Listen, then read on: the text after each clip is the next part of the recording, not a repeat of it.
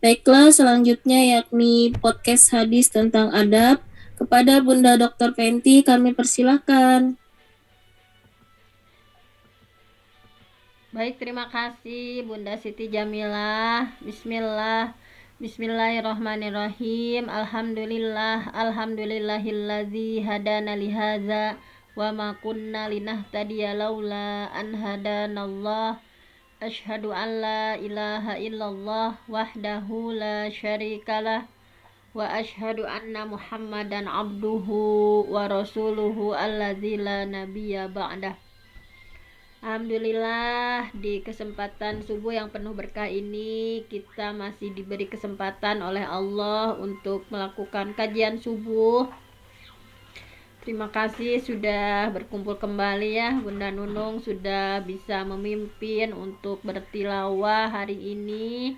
Alhamdulillah kita tadi sudah bertilawah, dan seperti biasa untuk hari Sabtu jadwalnya itu adalah pembahasan hadis mengenai adab ya, adab. Dan untuk hari ini adab yang akan kita bahas bersama adalah adab mengenai takziah ya, takziah. Baik, di sini sudah di adab-adab bertakziah ya.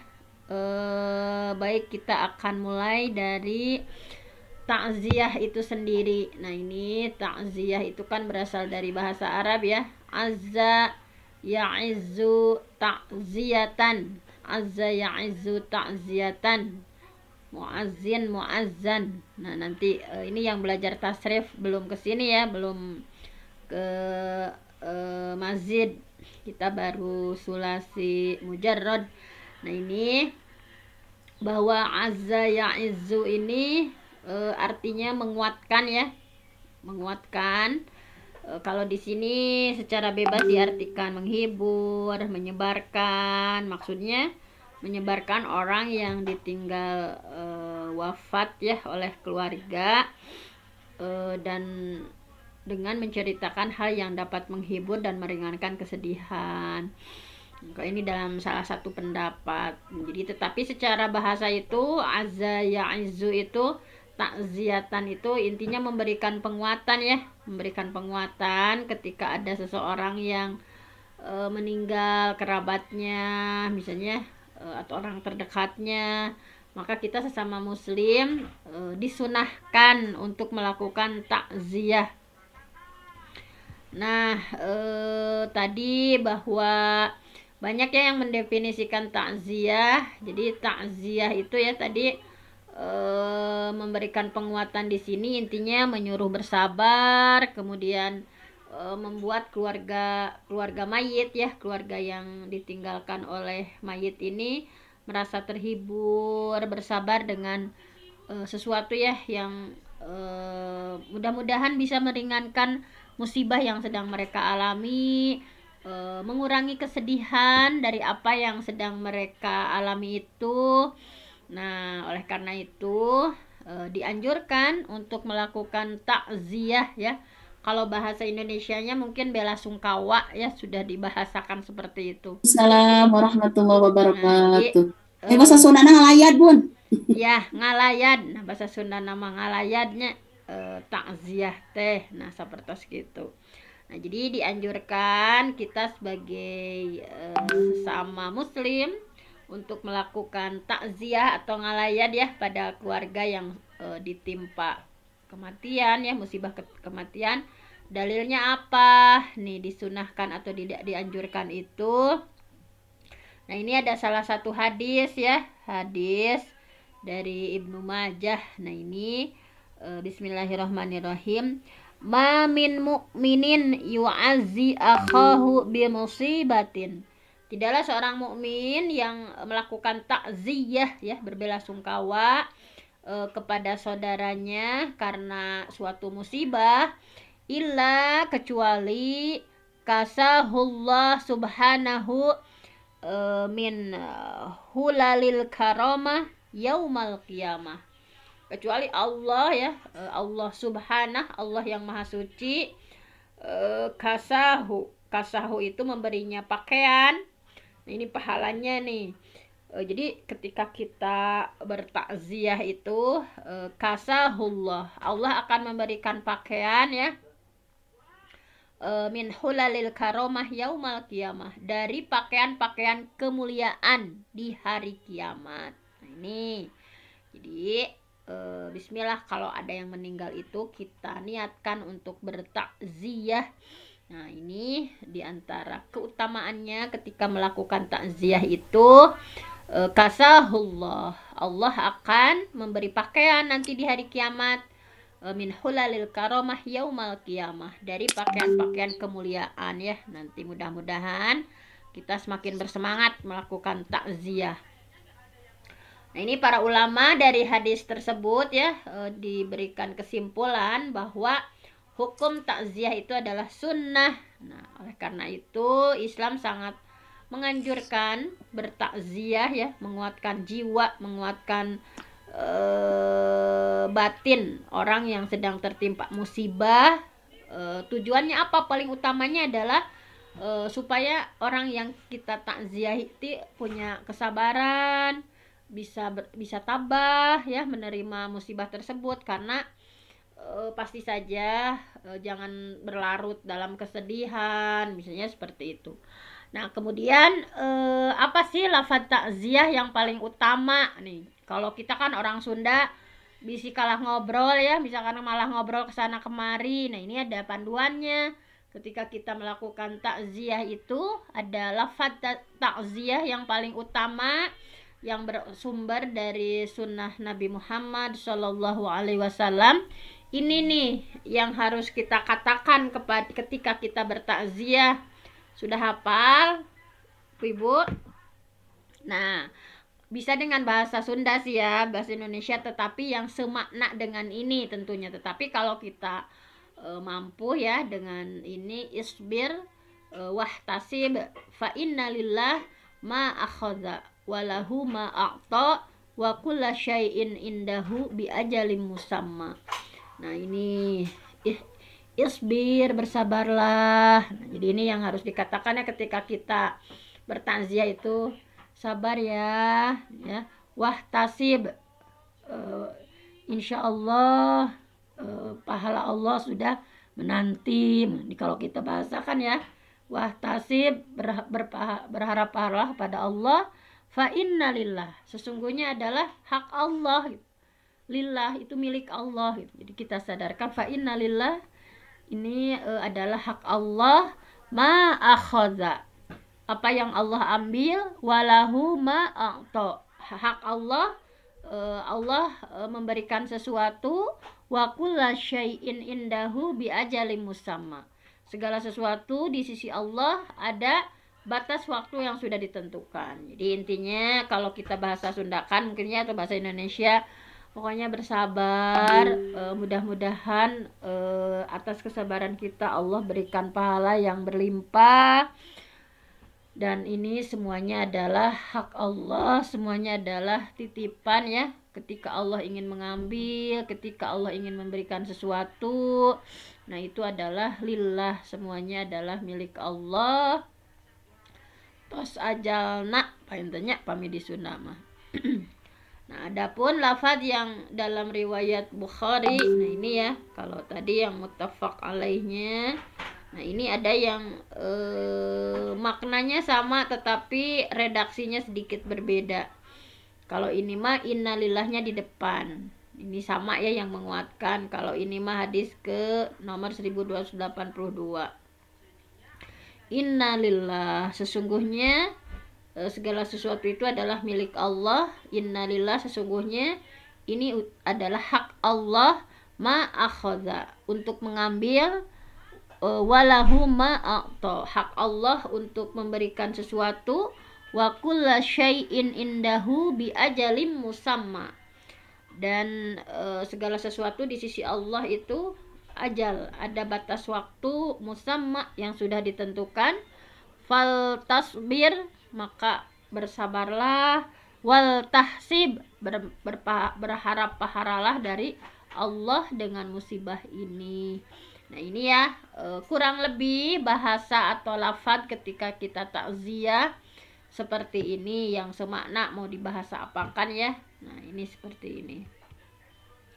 Nah, kemudian selanjutnya adab yang lainnya juga, tidak selayaknya bertakziah dengan ucapan turut berduka cita di koran. Nah, ini nih, kalau kita misalnya di Facebook atau di IG misalnya, kalau ini tidak selayaknya melakukan takziah ya, ikut bela sungkawa misalnya di koran, di majalah, di media informasi lainnya, karena ini menurut penulis ini nggak pantas karena termasuk pemberitahuan kematian yang dilarang oleh Rasulullah Shallallahu Alaihi Wasallam. Karena inti esensi dari takziah itu kan menyebarkan, mempublikasikan, mengumumkan kematian gitu ya. Kalau udah misalnya untuk disebarkan itu supaya menyolatkan kan tujuannya ya, supaya mendoakan, menyolatkan gitu. Tapi kalau udah selesai disolatkan misalnya, udah selesai dimakamkan gitu ya. Nah, untuk apa gitu ya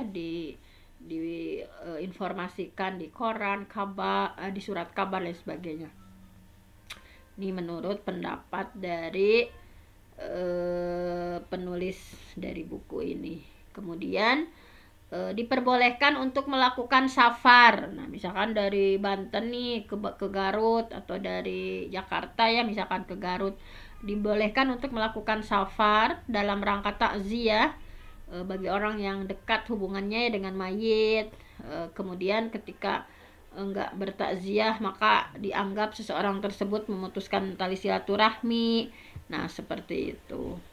Nah, jadi tadi ya yang kenapa nggak boleh gitu ya, atau tidak layak untuk di apa tadi di koran atau di majalah atau di medsos misalnya memberitahukan kematian setelah wafatnya mayit, kemudian melakukan takziah dengan cara seperti ini ya, termasuk na'yu yang dilarang atau pemberitahuan yang dilarang. Berbeda dengan na'yu sebelum mayit disolatkan gitu ya. Kalau kita mengumumkan mayit ini meninggal ya, kemudian biasanya diumumkan di masjid misalnya, atau kita umumkan di Facebook atau di IG misalnya, supaya orang-orang menyolatkan, meminta agar disolatkan ya oleh orang banyak, maka hal ini tidak apa-apa. Nabi Muhammad SAW juga pernah melakukannya. Nah, ketika Rasulullah SAW memberitahukan kematian Raja Najasyi ya, beliau menyuruh para sahabat supaya keluar ya ke tanah lapang ya untuk melakukan sholat gaib. Nah, adapun setelah mayit dikuburkan, nah itu jadi tujuan pengumuman itu tadi tujuannya adalah untuk memohon untuk disolatkan gitu ya, untuk memberitahukan supaya orang-orang melakukan doa, orang-orang menyolatkan gitu ya. Nah, seperti itu. Ini pernah dilakukan oleh Rasulullah ketika Raja Najasyi meninggal. Rasulullah mengumumkan ya, menyuruh para sahabat untuk keluar, untuk berbondong-bondong ke tanah lapang untuk melakukan sholat gaib. Adapun kalau mayitnya udah dikubur gitu ya, tidak perlu lagi dikabarkan tentang kematiannya karena memang urusannya udah selesai gitu. Maka memberitahukan di koran-koran gitu ya, ini adalah termasuk na'yu yang dilarang. Nah, ini menurut Syekh Muhammad bin Shalih Al-Utsaimin. Nah, seperti itu. Nah, kemudian tapi misalnya nggak mengapa mengabarkan kepada orang-orang bahwa seseorang sudah meninggal gitu ya dan akan disolatkan di tempat tertentu. Nah, kalau hal ini mah boleh tadi. Ini menegaskan lagi ya. Jadi kalau hal ini mah boleh kalau tujuannya untuk itu gitu ya, sebelum dimakamkan, sebelum disolatkan gitu ya. Nah, ini mah boleh. Sebagaimana yang tadi saya sampaikan bahwa Nabi memberitahukan kematian An-Najasyi, Raja Najasyi, dan beliau menyuruh para sahabat tadi ya untuk berbondong-bondong ke tanah lapang menyolatkan.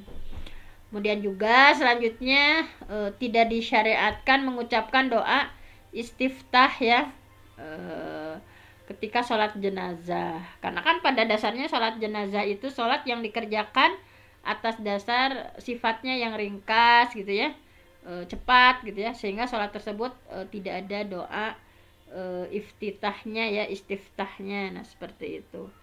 Nah kemudian selanjutnya adalah apabila salah seorang keluarga terdekat mayit tahu bahwa mayit tersebut nggak sholat misalnya, apabila salah seorang keluarga terdekat mayit tahu bahwa mayit tersebut nggak sholat, maka nggak boleh minta kaum muslimin untuk menyolatkannya, karena ia telah memberikan ya, ini menurut fatwa dari penyusun buku ini, maka kalau begitu ia sudah memberikan orang kafir kepada orang muslim untuk disolatkan. Nah di samping itu sholat yang dilakukan oleh orang muslim gak akan ada manfaatnya bagi mayit tersebut. Juga nggak boleh menguburkan mayit tersebut di pekuburan orang muslim. Nah ini juga agak berat ya untuk dilakukan nih. Kemudian sholatnya seorang perempuan di rumah ya, jadi ini sih sebetulnya idealnya seperti ini. Jadi menyolatkan ya perempuan itu, menyolatkan mayit itu idealnya di dalam rumah. Nah itu lebih baik daripada menyolatkan di masjid gitu ya untuk perempuan. Tapi jika ia termasuk salah satu anggota keluarga mayit tersebut, idealnya kalau keluarga ya di dalam masjid, tetap di dalam rumah gitu. Kalau keluarga mah gitu ya, misalkan kita teh adiknya atau kakaknya atau keluarganya, maka idealnya kalau perempuan menyolatkannya itu ketika masih di dalam rumah. Tapi ketika nggak apa-apa juga sih sebetulnya apabila keluar rumah untuk menyolatkan bersama kaum muslim lainnya. Nah kemudian dianjurkan untuk menyegerakan gitu ya, menyegerakan mengurus mayit. Nah ini jadi jangan dinanti-nanti gitu ya. Nah ini salah satu adabnya, asri'u bil janazah. Nih hadis dari riwayat Bukhari Muslim ya. Asri'u, bersegeralah, bil janazah, dalam mengurus jenazah. Fa in taqu salihatan fa khairun lahu. Karena jika orang tersebut sholihah ya, orang baik, fa khairun lahu fa khairun tuqaddimunaha, maka engkau sudah melakukan suatu kebaikan. Wa in taku siwa zalika fasyarrun tadaunahu an riqabikum. Tapi jika dia memang orang nggak baik ya, maka kamu udah membuang suatu kejelekan dari lehermu. Nah jadi tadaunahu, kamu sudah meletakkan ya, an riqabikum, dari lehermu, syar, kejelekan gitu. Jadi kan kadang kalau di kita misalnya suka ditunda-tunda mengurus jenazah, alasannya misalkan itu anggota keluarganya masih di Lampung misalkan, atau masih di mana misalnya di Kalimantan misalnya. Kecuali kalau hanya sebentar saja, kalau hanya sebentar nggak apa-apa, tapi kalau sampai lama gitu ya itu nggak boleh. Jadi apabila keluarganya datang terlambat, kemudian ini udah dikubur, maka boleh menyolatkannya itu di kuburannya. Nah, ini kalau di hadisnya seperti ini ya, saking nggak boleh ditunda-tunda. Nah kalau kita kan sampai harus kumpul dulu semuanya. Nah kalau tidak terlalu lama sih nggak apa-apa, tapi kalau lama gitu sampai memerlukan waktu yang panjang gitu ya, nah itu tidak sesuai dengan syariatnya. Nah ini juga yang sudah dilakukan oleh Rasulullah Shallallahu Alaihi Wasallam ketika menyolatkan.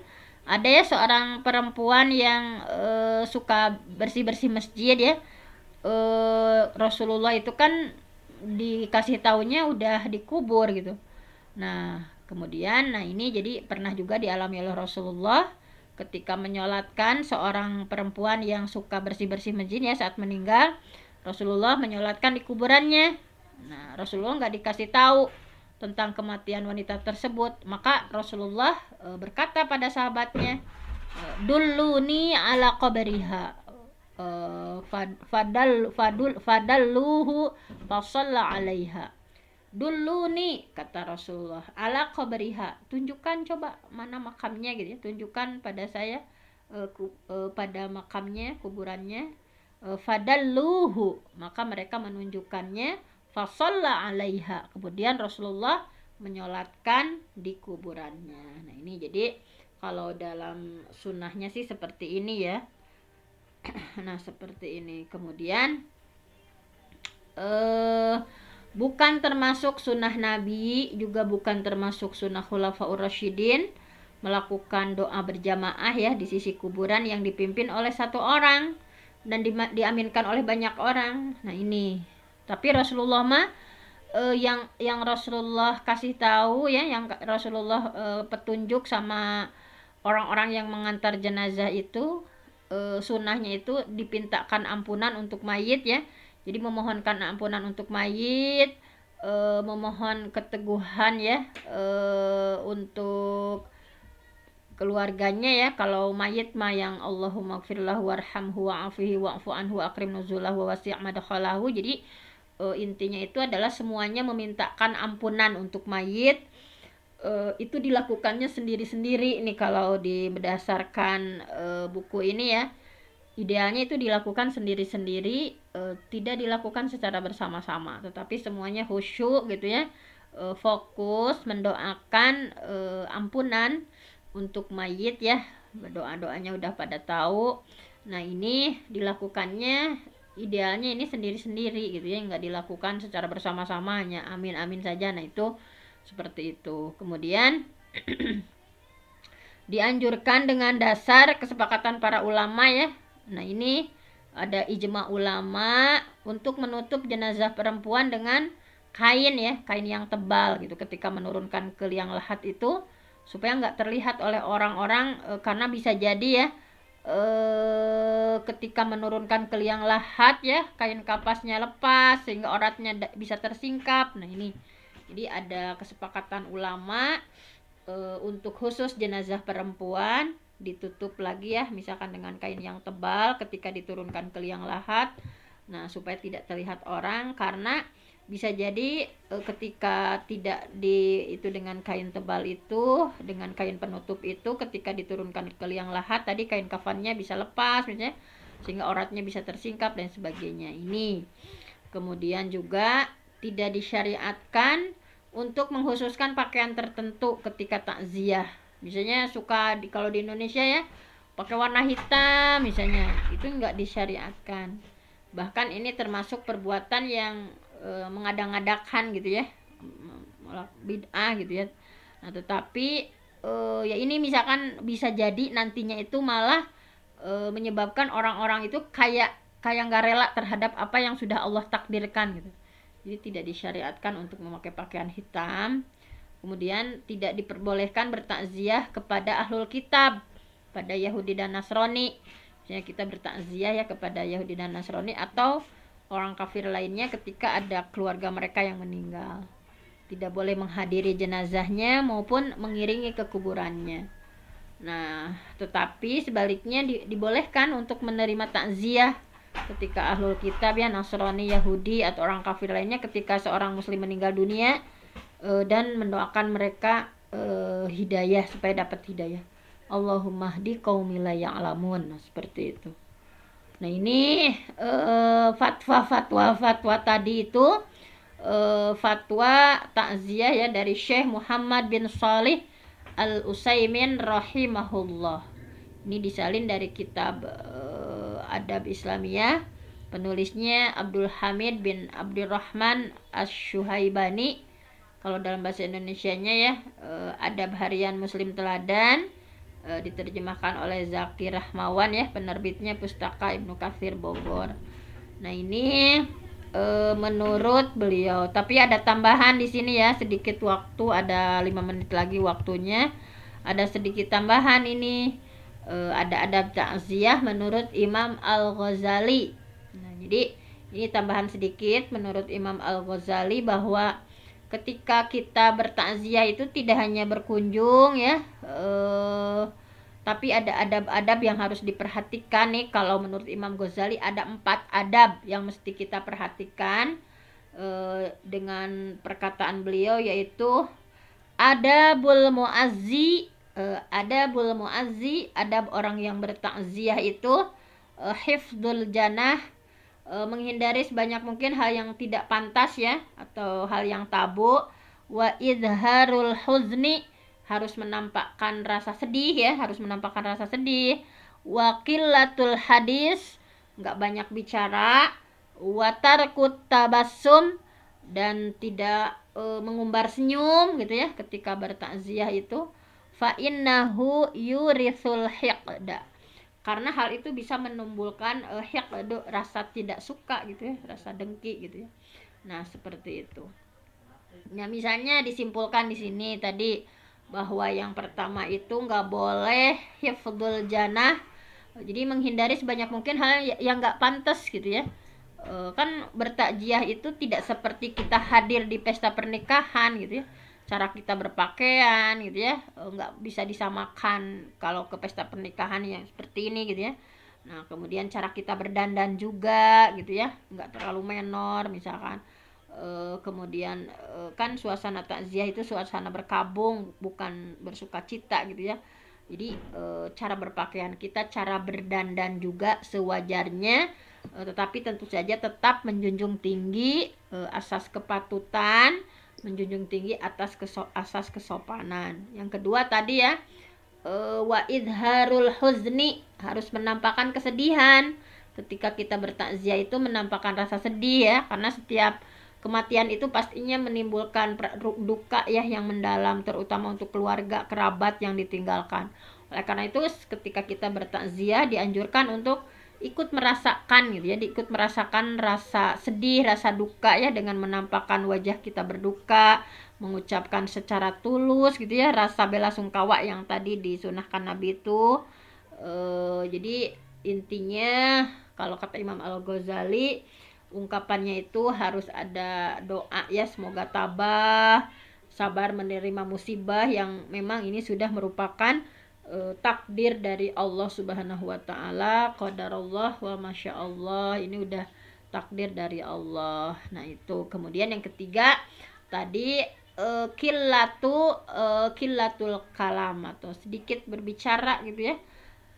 Jadi dalam suasana duka itu, karena orang yang sedang ditimpa musibah kematian itu kan cenderung biasanya diam gitu ya, nggak bisa diajak bicara lama-lama. Oleh karena itu ketika kita bertakziah, jika ingin mengajak bicara ya pada yang sedang berduka itu, seperlunya saja gitu ya, seperlunya saja.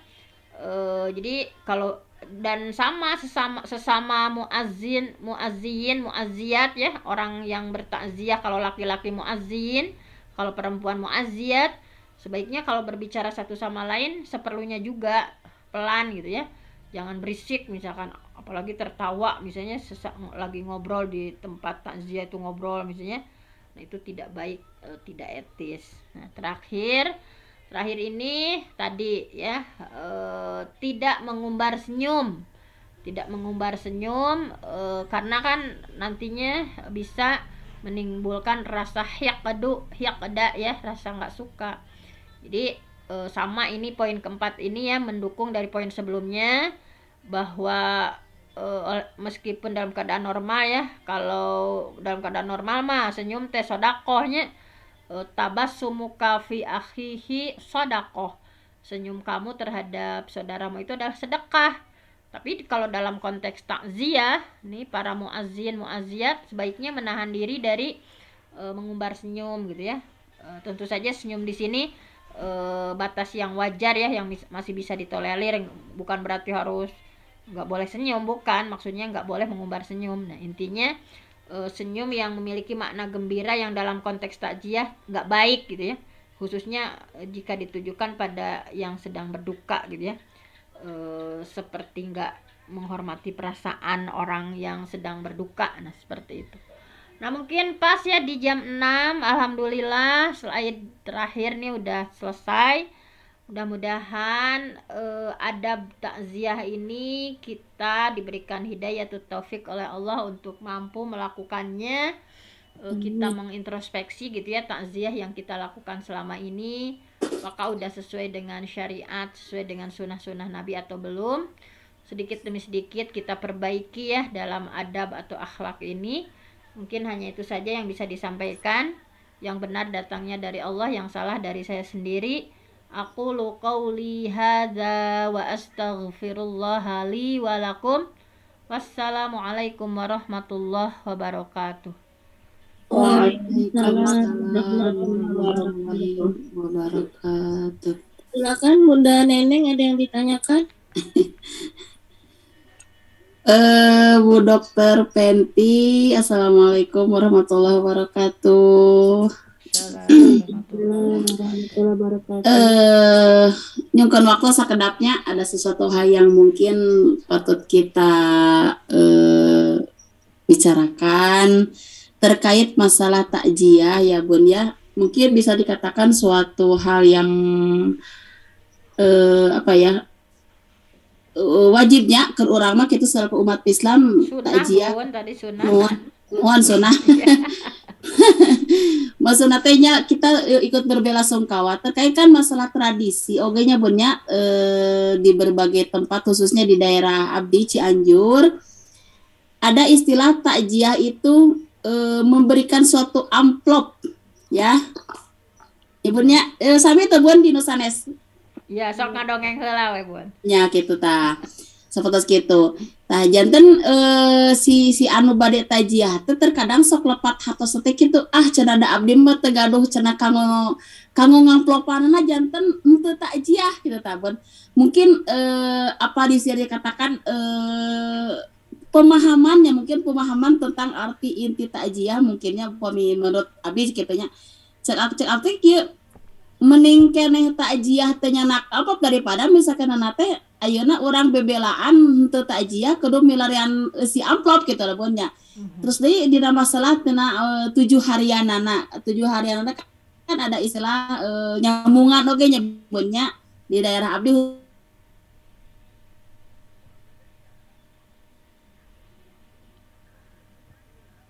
Kemana Bu Neng?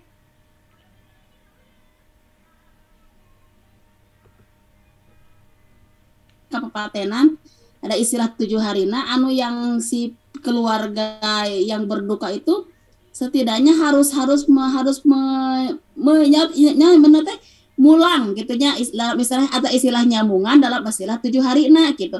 Otomatis berarti dina teu gaduh mah suatu hal yang diharuskan gitu Bun karena emang menuturkan karena budaya tak kinten-kintena menurut para bunda yang solehah nih yang ilmunya subhanallah kira-kira untuk memberikan pemahaman kepada hadap masyarakat yang memiliki pemikiran hal seperti itu kena aku masih Bun gitu terkadang abdi sok bingung apakah ini suatu hal yang diharuskan atau kumaha gitu nya dan janten hawatos kana teu gaduh oge sih Bun gitu hatus nuhun Bun hatus nuhun waktos mangga nyuwunkeun sharingna. Baik, karena waktunya nggak mungkin kita diskusi ya, saya to the point saja nggak apa-apa ya, langsung dijawab aja. Soalnya Billy mohon. Jadi intinya kalau dari sunahnya itu tadi yang disunahkan itu memang kan kata kunci dari takziah itu tadi mendoakan ya, isbir, sabar, wahtasib tadi ya kita berharap pahala dari musibah ini. Jadi yang paling kata kuncinya dari takziah itu gitu.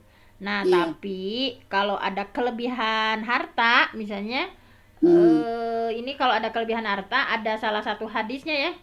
Misalnya tentang hadis jadi kalau misalnya kayak ngasih bantuan ya pada keluarga mayit misalkan meringankan penderitaannya misalnya meringankan apa yang itu memang dianjurkan untuk ngasih makanan sih kalau di hadisnya ya. Ini kan ada hadisnya dari kisah wafatnya Ja'far bin Abi Thalib radhiyallahu an disebutkan bahwa Rasulullah bersabda nih yang disunahkannya ini isna'u ya li ahli Ja'far ta'aman fa innahu qad ja'ahum ma yashghaluhum. Jadi isna'u buatlah makanan untuk keluarga Ja'far sungguh mereka sedang ditimpa perkara yang menyibukkan mereka. Nah, jadi kan kalau lagi ditimpa kematian itu mereka nggak itu ya, jadi tuh barorah kepikiran makan dan sebagainya. Nah, kalau di hadisnya itu, hadis dari riwayat Tirmizi dan Ibnu Majah itu, ini hadisnya sahih ya. Nah, ini yang disunahkan itu ngasih makanan, Bun. Jadi kayak ngasih makanan, isna'u li ahli Ja'far ta'aman, jadi berupa makanan gitu. Nah, artinya keluarga mayit memang berhak menerima bantuan tersebut. Nah, tapi nggak wajib kan, yang wajib yang sunnah itu tadi yang mendoakan tadi ya. Tapi ini mah kalau misalkan kalau ada Kelebihan harta gitu ya Bun ya. kelebihan harta gitu ya. Jadi tapi kalau di kita itu kan tidak ada syariatnya kalau menyiapkan kotak ya gitu, kotak kayak udah disiapin Nya gitu. sok disayogikan baskom. Saya gen gitu sebetulnya mah itu teh tidak ada tuntunannya ya dalam syariat.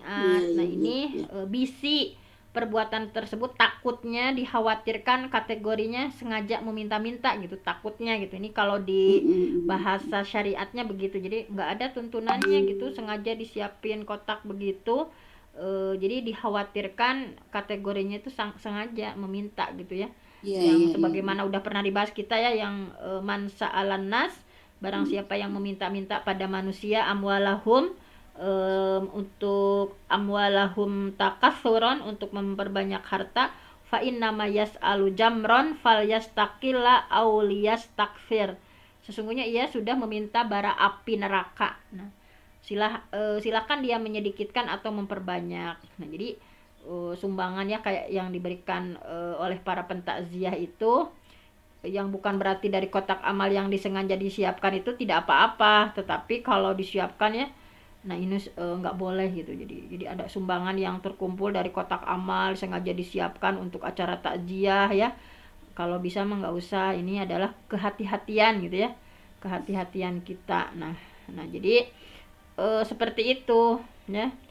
Tadi jadi hukum yang mentakziah ngasih sumbangan untuk keluarga mayit itu ya, disunahkannya teh cuma buat makanan untuk mereka ya, buat makanan tadi ya, yang isna uli ahli Ja'far ta'aman fa innahu qad ja'ahum ma yashghaluhum. Nah, jadi kalau dibuatkan makanan seperti itu bagus ya.